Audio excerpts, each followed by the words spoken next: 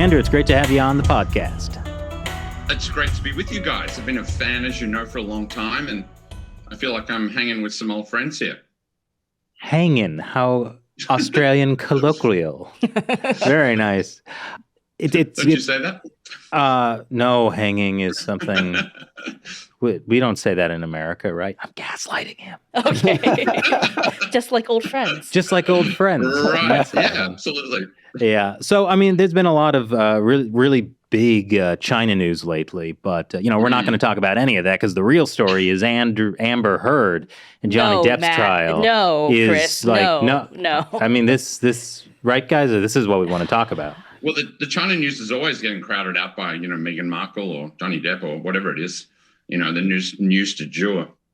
Yeah. Well, which is why our politicians don't actually do very much on China because they're too busy following like the Johnny Depp trial. Well, hey, Right. Speaking of politicians, there were elections in Australia recently, and there's been some big changes. Why don't you tell us what happened? Like, how is this going to affect Australia's China policy? Okay, so just for an audience outside of Australia, Team Blue is the Liberals, who are the equivalent of the Republicans in the US. And Team Red, the Labor Party, the equivalent of the Democrats. So the colours are swapped over.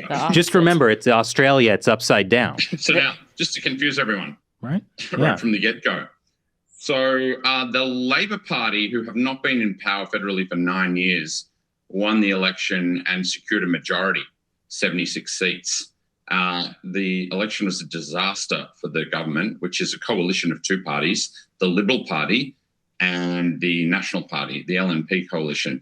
And some seats were picked up by a group of so-called independents whose nickname has become the Teals because of their teal colour, who have been financed by Simon Holmes à Court, who's the son of Australia's first billionaire. He's a resources billionaire, the late Rupert Holmes à Court. And so the question was, were they genuine independents or did they have some kind of group, some, maybe informal or affiliation? And they've been very controversial because the government lost some what were considered safe blue ribbon Liberal seats. So that's been a watershed in terms of this particular election.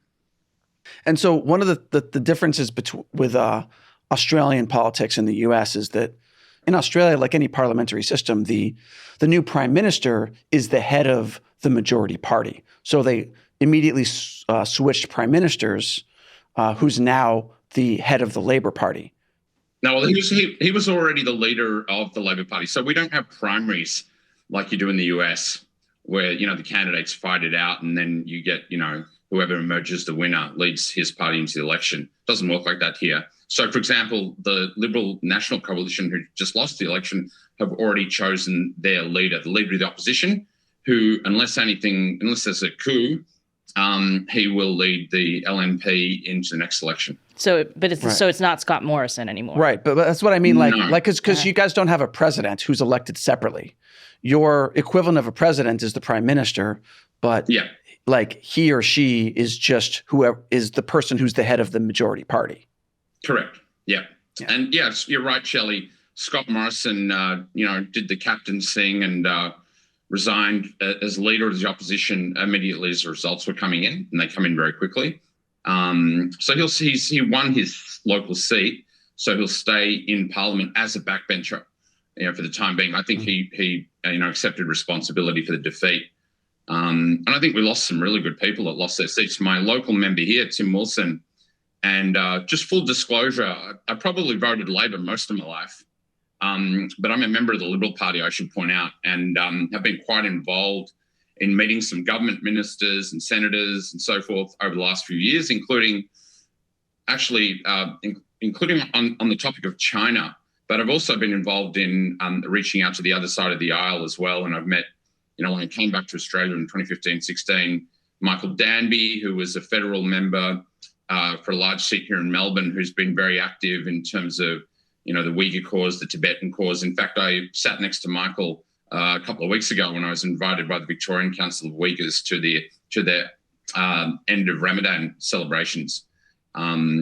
So it was an issue on both sides of the aisle. The concern about China has been a bipartisan issue largely, but there have been some differences. And there was a lot of questions being asked during the election campaign about how the Labor Party, if they won, would handle the relationship with China. Mm-hmm.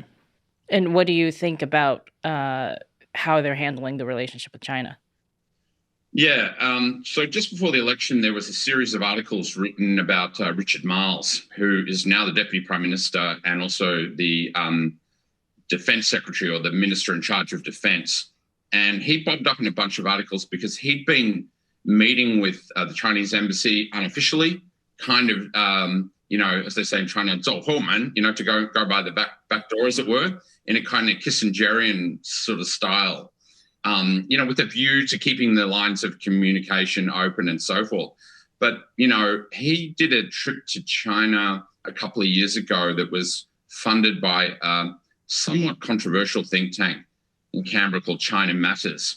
And China Matters, what my friend Rowan Kallick, who did 2 tours of China with The Australian as a journalist, he's a great writer and knows China well. He's what Rowan refers to as the Engaginistas. In that they always make the case you must continue to engage with China.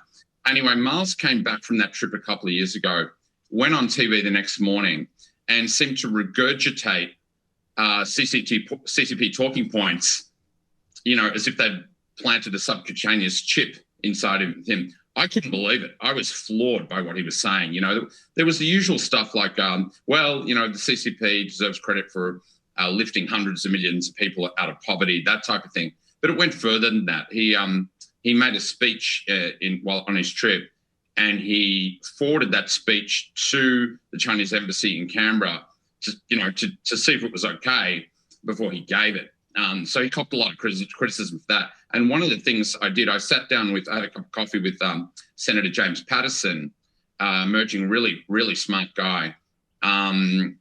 In terms, because he and Andrew Hastie, who was the Deputy Defence Minister in the outgoing administration, he was also an SAS soldier in Afghanistan. Those 2 politicians and another guy from the Labor Party were supposed to go to China, sponsored and funded by China Matters. They were supposed to go next.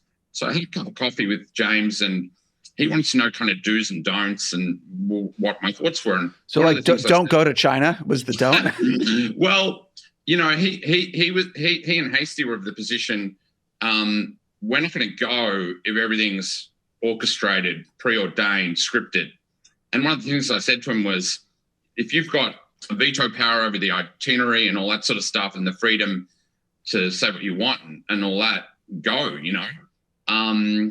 But I said the way Marles has gone about it is not what I would, it's the opposite of what I would do.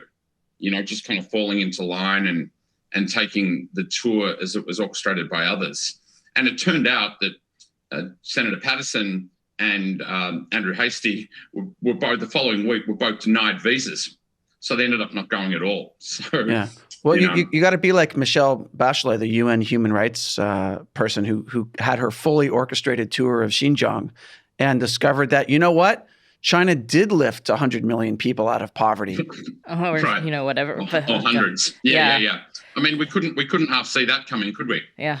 I mean, so the person, I just want to be clear, the person that you said took this orchestrated tour of China and came back regurgitating like that propaganda, he's the current defense minister? He was sworn in a few days ago as the new defense minister. Now, I've never met him. Michael invited me to his retirement dinner, and I would have sat right next to him, but I ended up not going because my mum was ill. But I haven't met him. So the line I take on that stuff is to give people the benefit of the doubt, because we have politicians that have done sponsored China trips, maybe as recently as 5 years ago, that have kind of woken up to what's going on, and they're saying, for example, the leader of the opposition in the state of New South Wales, Chris Minns, who's from the Labor Party, said, I've learned from that experience and I would, behave differently today. I probably wouldn't have taken the tour. So I think people deserve credit for that. We can't expect the broader community to have the same perspective and the same experience on China as us China nerds have, So I think we need to allow people a little bit of leeway and a bit of forgiveness to a point. Well, I think definitely the whole trade war essentially like woke up a lot of people in Australia to the threat of the Chinese Communist Party. But I'm wondering, like, with this new administration in, like, is this going to be a situation where they're going to seek a reset? They're going to try and go back. There seems to have been a lot of, I saw an article in the China Daily yesterday, like the propaganda paper, about how, it's time for Australia-China relations to have a reset. And Time for Australia to cave to us. Well, I mean, even within Australian media, right, there's been a lot of, before the election, like a lot of like speculation about will Labor do a reset of the China policy. Do you think that all this reset talk is having any kind of effect? I think it's a classic case of China influence at play here.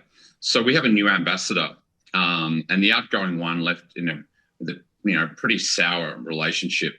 The new guy is by his reputation, very sophisticated, urbane, speaks about 5 languages, and he's been civil, almost friendly. So he hasn't been behaving like a wolf warrior. And so the mainstream media has interpreted that as he's offering an olive branch.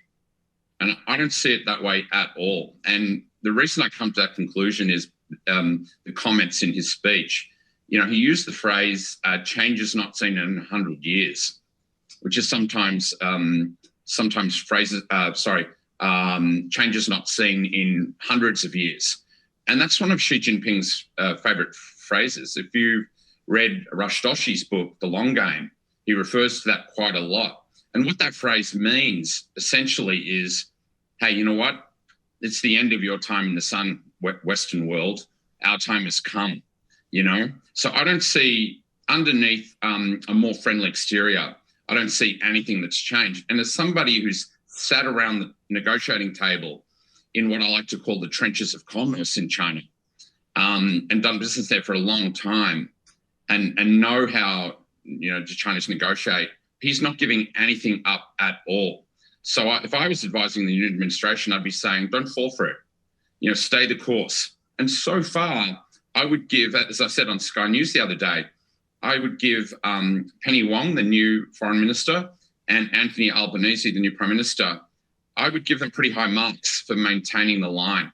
It's almost been a seamless transition in terms of the stance that they're taking on China. Now, early days, they're only 1 week into government. We'll see. They're going to be tested. And what's happening, you mentioned that letter, Shelley, that came from a bunch of, concerned scholars. And most of the people that signed that letter, I know, and they're definitely part of the Engageanista camp. You must do business with China. You must deal with China, blah, blah, blah. They don't mention China's grand strategy, what it's doing, how it's manifested in the region. And I think the Solomon Islands, and somebody sent me the draft agreement that the day it came out. And I stayed up that night looking at a bunch of things. A year ago, I went on Sky with Chris Smith and talked about the Solomons. I realized how important geographically and strategically the Solomons is, as are other states in the Pacific, but particularly the Solomons. And you guys did a show, you did a bit of stuff from the Philippines, right? And you were in Manila. Did you ever go to the US War Cemetery in Bonifacio Global City when you were there? No, we didn't. No. Okay, well, if you get back there, I highly recommend you go, because it's the largest US war cemetery in the world, outside of the ones in the US, of course. There's about 5,000 or 6,000 crucifixes in that cemetery on a sea of grass, and the odd Star of David. And in the middle of the cemetery, there's these murals depicting all the battles of the Pacific War. Leyte, Milne Bay, Kokoda, the Solomon Islands, Guadalcanal, Coral Sea. And what you realize when you look at those murals is that the logistical nexus between the US Navy and Australia was critical to the war efforts in terms of supplying troops with food and fuel and stuff out of Queensland, and also transporting from Hawaii and Guam, closer to that part of the Pacific, which is obviously vast. You realize how critical that was. And China's play around the Solomons is to be in a position where, if it wanted to, it could have PLAN vessels rock up in that part of the world and potentially interdict the cooperation between the Australian Navy and our, mutual defence treaty ally, the US. So it's incredibly significant. I think it's got a lot of people. It's certainly got mainstream media attention and mainstream attention like China and these issues have never had before.